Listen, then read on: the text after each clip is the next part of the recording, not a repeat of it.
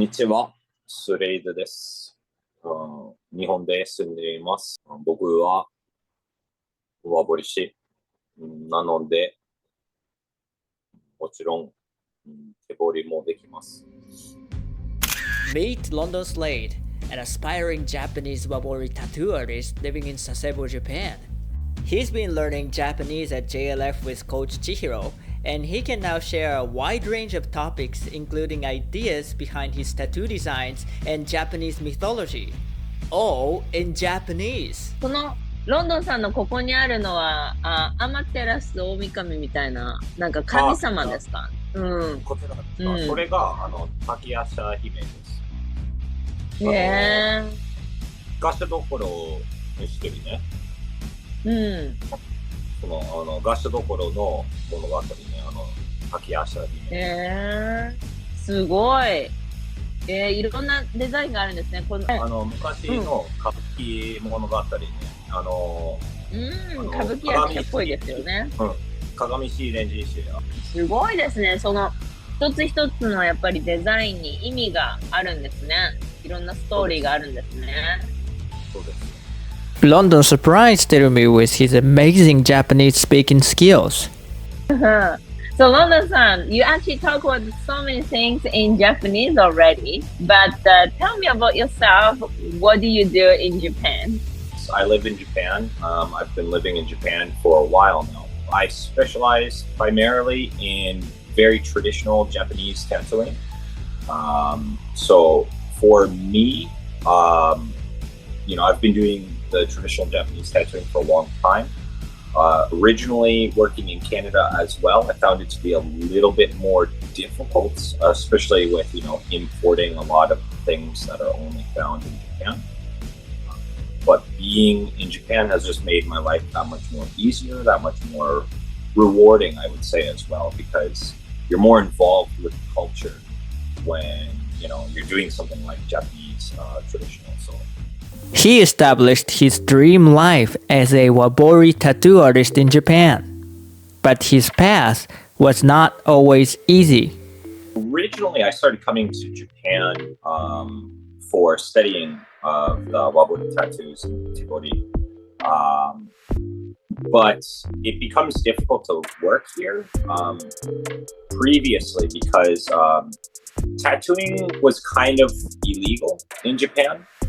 And so the Japanese government wasn't recognizing it as a real job, especially for foreigners. Plus, there's a lot of previous connections in history of like Yakuza Mafia with tattooing. So the Japanese government wasn't really giving visas. First it was studying. I ended up meeting my wife. I ended up getting married as well. And it became really difficult trying to figure out the best, future kind of choices. My wife doesn't speak any English. My son doesn't speak any English. And he's also at that age where it's going to be really hard to kind of integrate him into a English school system, just at his age right now. Eventually, in the middle of COVID, I was sent back to Canada. I was stuck in Canada for 3.5 years. So for me, when the pandemic was happening, I was watching a lot of Japanese news as well. And one of the big things that had happened was in Osaka is where there was a lot of problems with government and tattooing. And there was a lot of court cases. And then the Japanese government said that tattooing, it was okay to be a tattoo artist. And so because of that, and because I do also own a business in another country, in Canada, it was a lot easier for me to get a visa to come in and work in Japan. Japanese attitude towards tattoos not only affected him professionally, but also in his daily life in Japan. There's the old expression, when in Rome, do as the Romans do. So if I want to make wabori tattoos traditionally in Japan, I also have to act like this as well. Like I know that if I walk around outside wearing a tank top, it's almost guaranteed that a police officer will stop me and question me. Okay, I see a foreigner, like, okay, and sometimes they try to speak English, sometimes they have like their phones with the translations and stuff.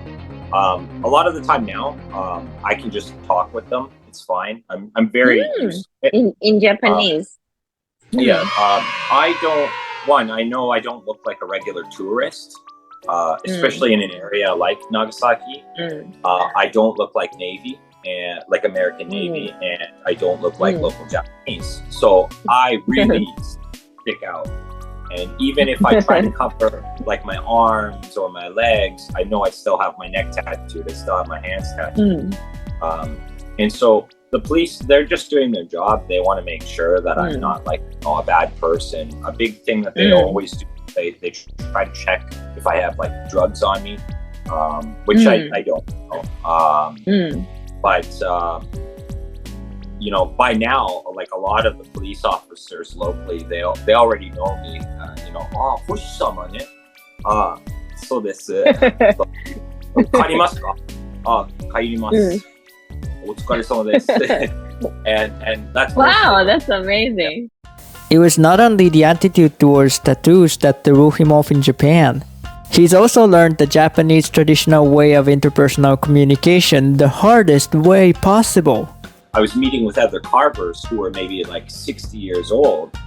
And of course, too, I'm very excited. I want to share what little Japanese that I understand, and I remember talking with this carver and we were talking about enka music, and I just said like, "Oh, ore mo enka suki desu," and he got so angry with me, and I did not understand, and he was like, "We don't talk like that, you don't talk like that," and I did not understand at all at that time.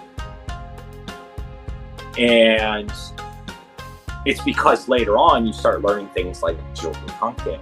When you speak to somebody who is more superior, you don't speak saying ore. It was learning things like, again, that joge kanke, which, funny was I understood the concept of joge kanke before even knowing how to say joge kanke in Japanese. That was actually Kobayashi sensei that taught me it was joge kanke.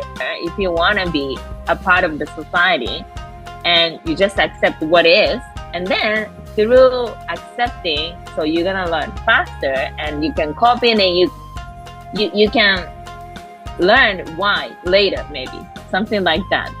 What do you think? Oh, absolutely, yeah.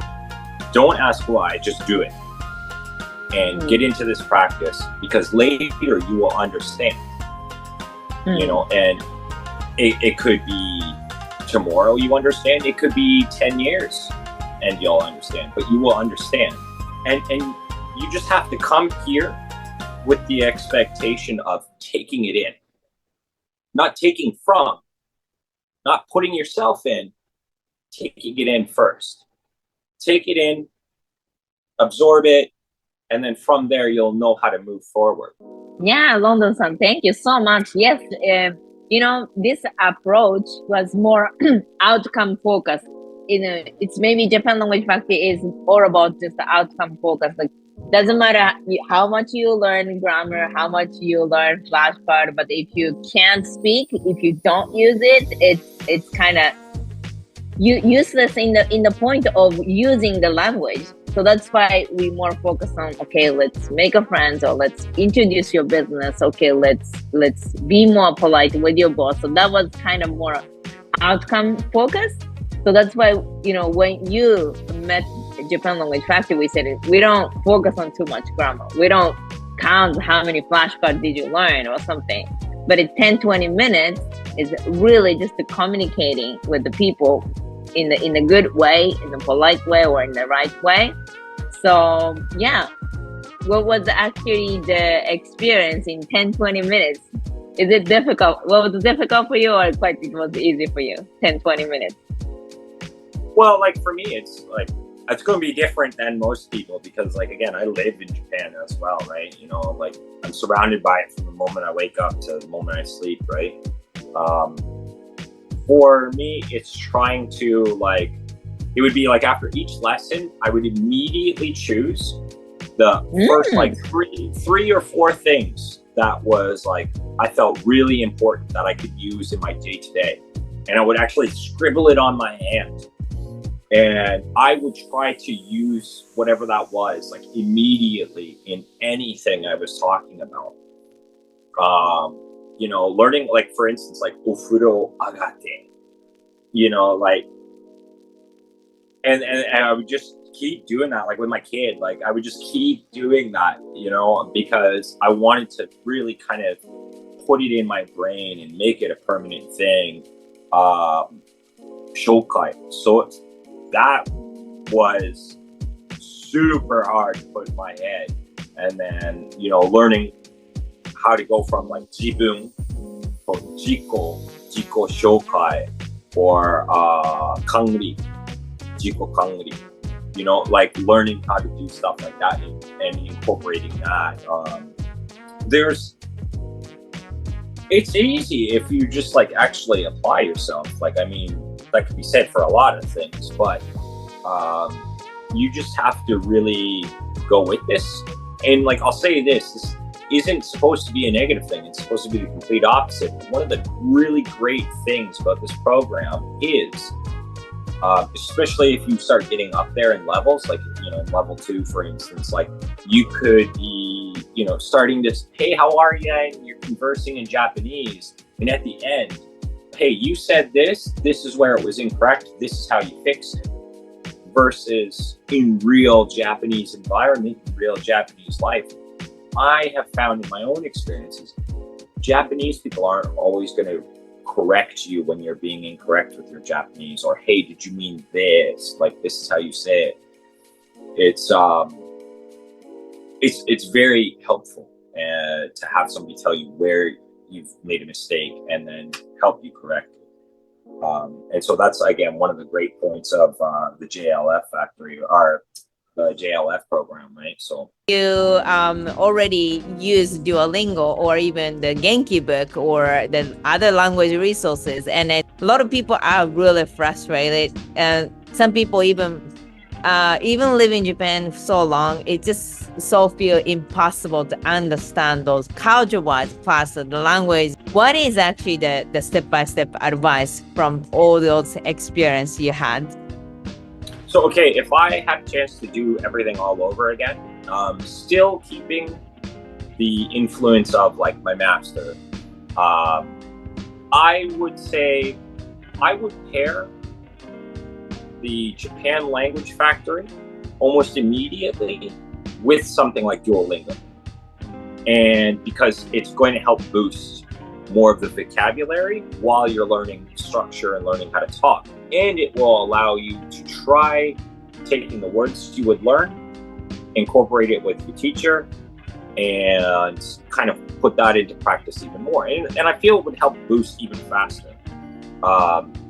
Means more work for the student, but again, you know, it's you know, however you see, right? There has been times where I was just feeling lazy, and so instead of trying to actually write Japanese or even like read and make sure and check everything, I would just copy paste Google, and then I'd see where there was huge mistake, to a point where, like, I don't know, you could be saying, you could be wanting to say, oh, it's been beautiful weather lately, and Google has said it's been horrible weather lately, you know.